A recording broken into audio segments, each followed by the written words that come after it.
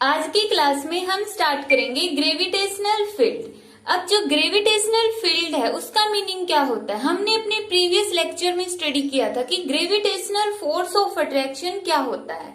अब हम देखेंगे कि ग्रेविटेशनल फील्ड क्या होती है। तो ग्रेविटेशनल फील्ड का फॉर्मूला डेफिनेशन क्या होती है, the space around a body, किसी भी बॉडी के चारों ओर का स्पेस। मान लेते कि ये हमारे पास एक बॉडी है जिसका मास हमने कंसीडर कर लिया कैपिटल एम, तो ये तो वो बॉडी होगी जो इस डेफिनेशन में हम बात कर रहे हैं। तो स्पेस अराउंड ए बॉडी, इसके चारों तरफ हम एक स्पेस कंसीडर कर लेते हैं। तो space around a body with in which it's gravitational force of attraction is experienced. तो इस बॉडी के चारों ओर का वो स्पेस, वो एरिया जहां पर हम इसका फोर्स ऑफ अट्रैक्शन एक्सपीरियंस कर सकते हैं। इसका मीनिंग क्या होगा कि अगर कोई दूसरी बॉडी इस स्पेस के अंदर आ जाती, इस बॉडी के चारों तरफ जो स्पेस है, अगर उस स्पेस में कोई दूसरी बॉडी आ जाती तो वो उस दूसरी बॉडी को अपनी तरफ अट्रैक्ट कर लेती है।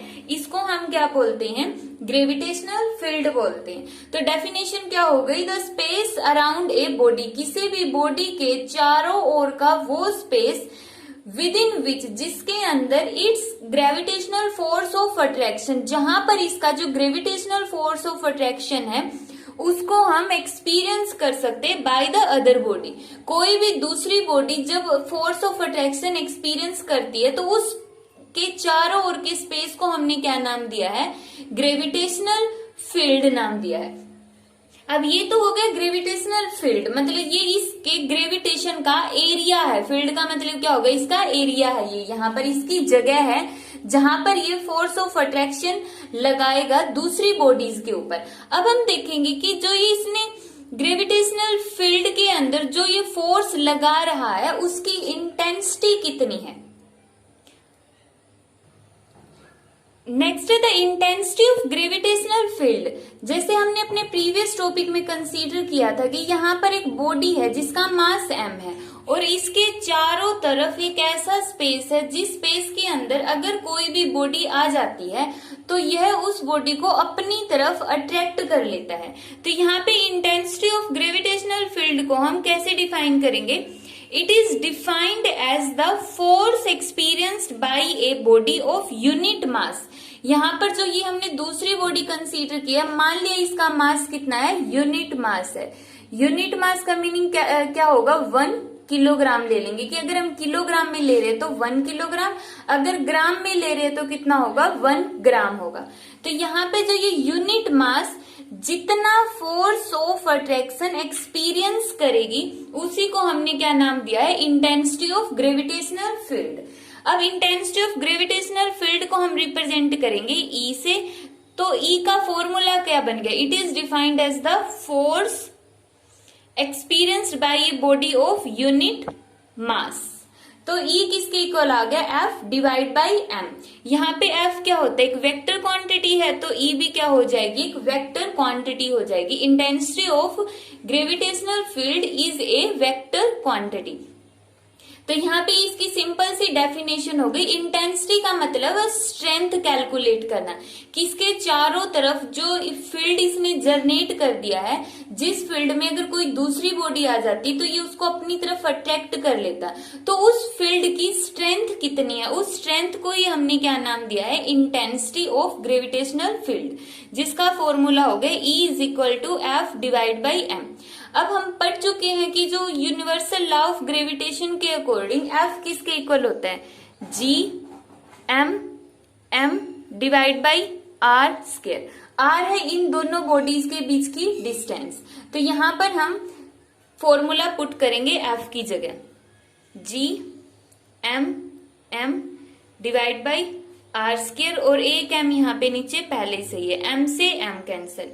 यहाँ पे E वेक्टर की वैल्यू आ गई G M divide by R square. अब ये फॉर्मूला किसका होता है, acceleration due to gravity, G का फॉर्मूला होता है। तो यहां से आ गया E vector is equal to G vector.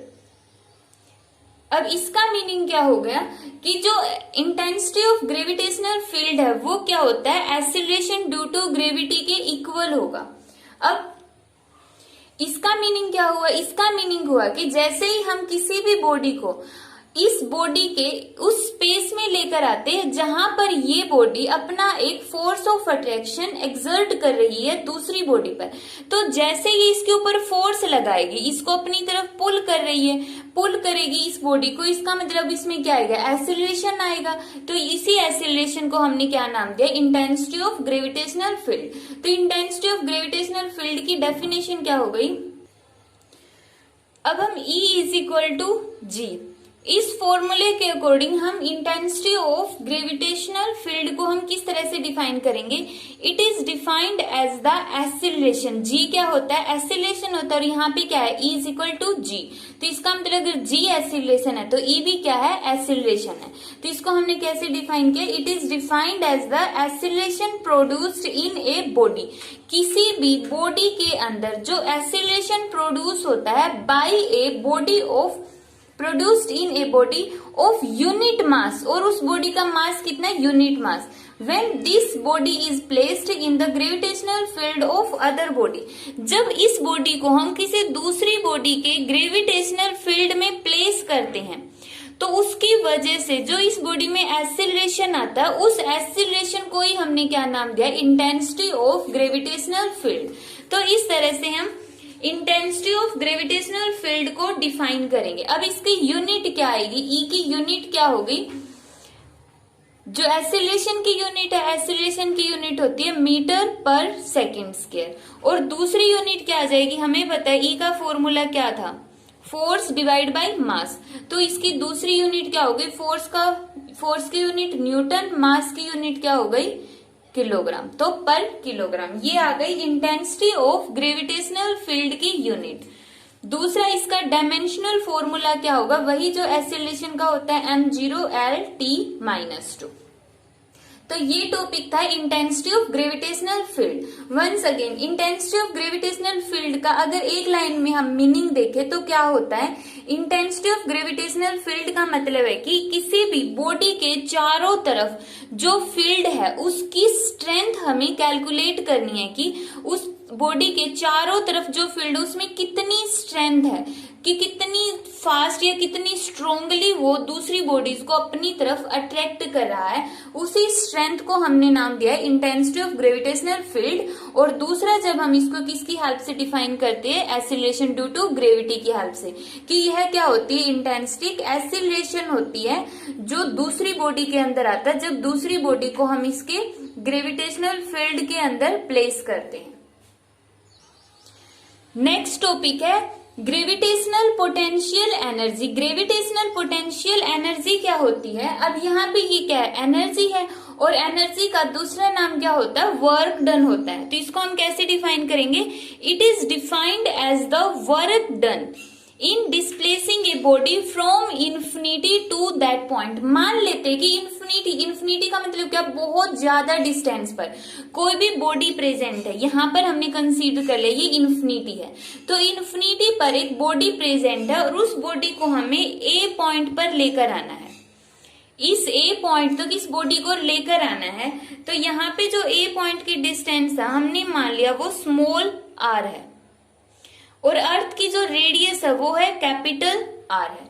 अब हमें ये देखना पड़ेगा कि यहाँ पर जब कोई बॉडी इन्फिनिटी से ए पॉइंट तक आती है तो कितना वर्क डन हो रहा है, और वो वर्क डन क्या हम खुद कर रहे हैं उस बॉडी को यहाँ तक लेकर आने में, या फिर वो वर्क डन अपने आप ही हो रहा है।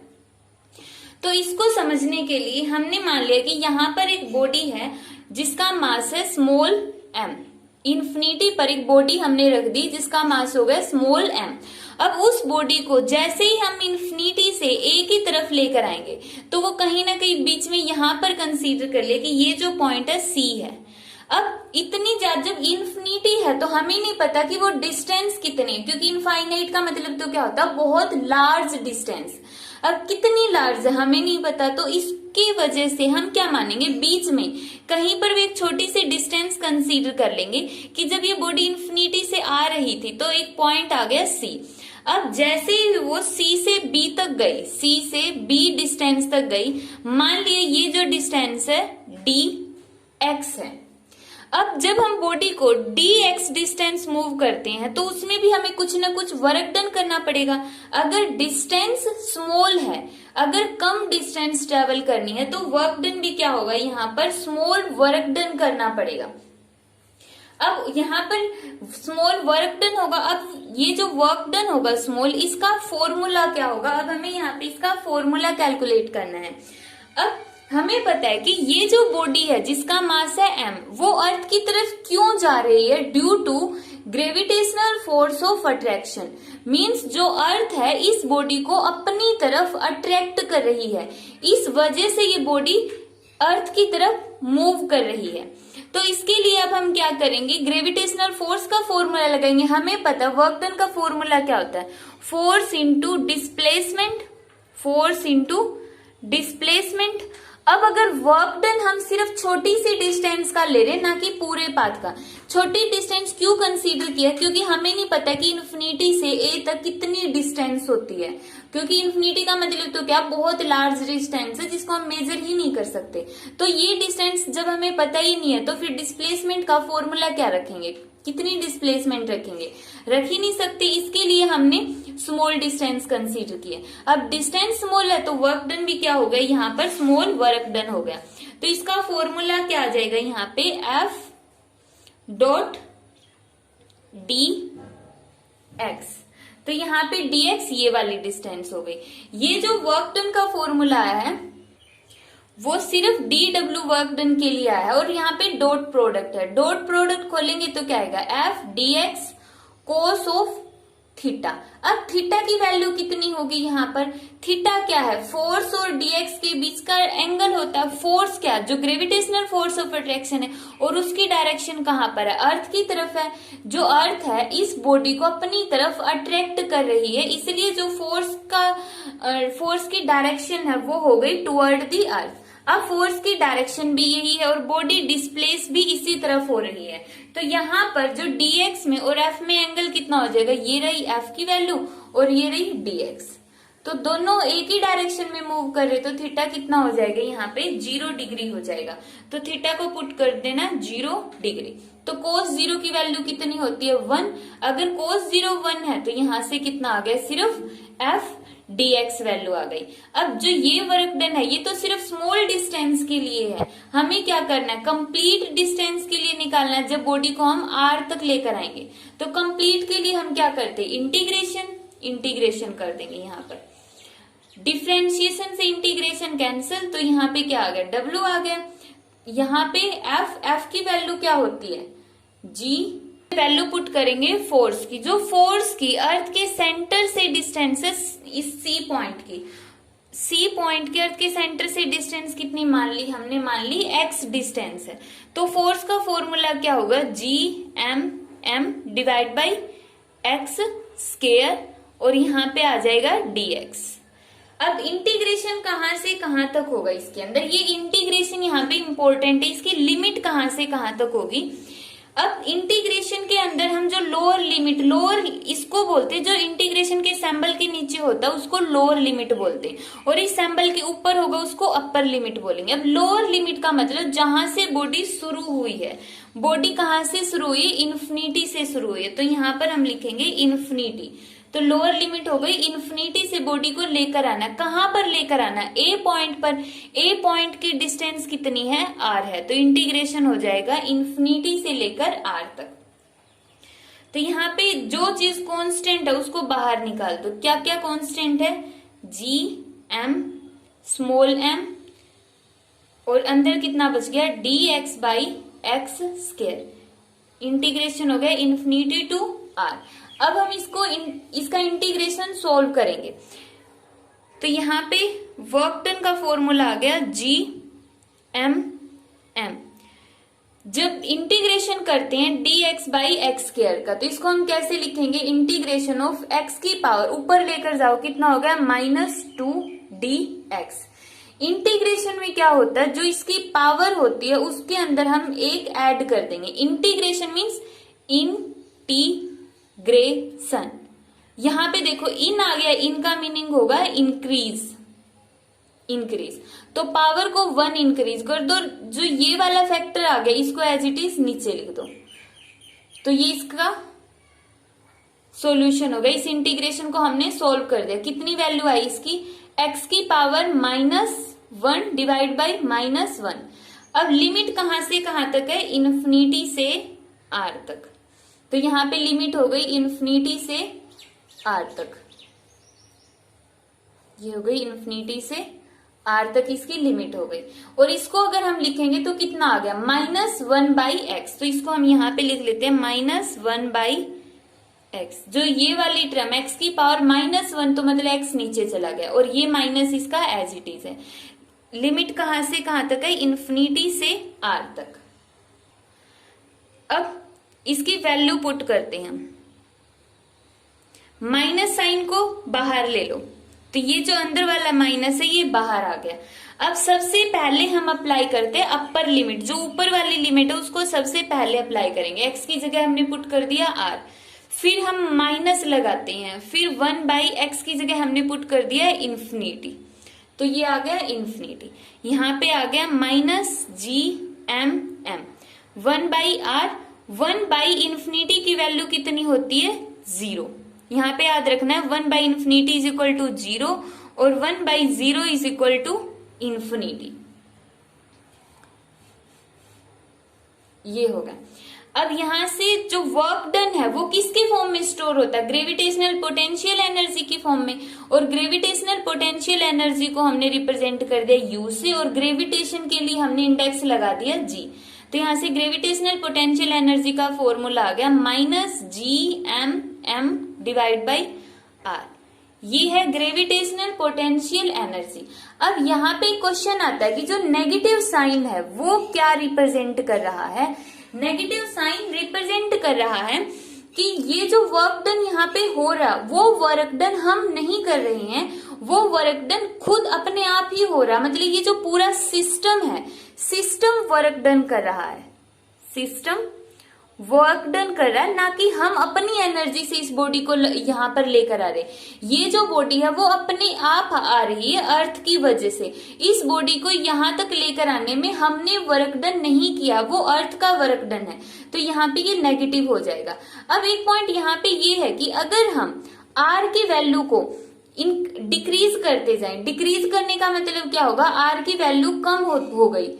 जैसे यहाँ पे ए की बजाय अगर मैं इस पॉइंट को यहाँ पर लेकर आना होता तो आर क्या होगा, कम बच गया पहले के कंपैरिजन में। अगर आर कम हो गया, डिनोमिनेटर कम हो गया, तो पोटेंशियल एनर्जी की वैल्यू क्या हो जाएगी, ज्यादा हो जाएगी। जैसे ही आर कम हुआ तो पोटेंशियल एनर्जी की वैल्यू ज्यादा हो गई। ज्यादा किसमें हुई है, नेगेटिव एनर्जी उसकी ज्यादा हो गई। तो जैसे जैसे आर की वैल्यू कम होगी, पोटेंशियल एनर्जी नेगेटिव के अंदर इंक्रीज हो जाएगी। और अगर आर को हम थोड़ा सा इस साइड लेकर आते हैं, इस तरफ बी और सी की तरफ, तो इसका मतलब आर की वैल्यू बढ़ रही है, आर बढ़ रहा है, तो यूजी की वैल्यू कम हो जाएगी। कम होने का मतलब क्या है, नेगेटिव कम होगी। अगर नेगेटिव कम होगी तो इसका मतलब पॉजिटिव होगी ना। मीन्स अगर मैं बोलूं पहले तो -7 है, फिर थोड़ी सी कम कर दी नेगेटिव में, -6 कर दी, फिर थोड़ी और नेगेटिव कम कर दी, -2 कर दी, तो ये 0 की तरफ जा रहा है। मीन्स पॉजिटिव वर्क डन की तरफ जा रहा है। तो यहाँ पर ये इसका मीनिंग क्या होगा अब, कि आर की वैल्यू हमने बहुत ज्यादा कर दी है। अगर आर की वैल्यू बहुत ज्यादा हो गई तो यूजी की वैल्यू क्या हो गई, कम हो गई। कम का मतलब नेगेटिव में कम हो रही है। नेगेटिव में कम होने का मतलब ये पॉजिटिव की तरफ मूव कर रही है।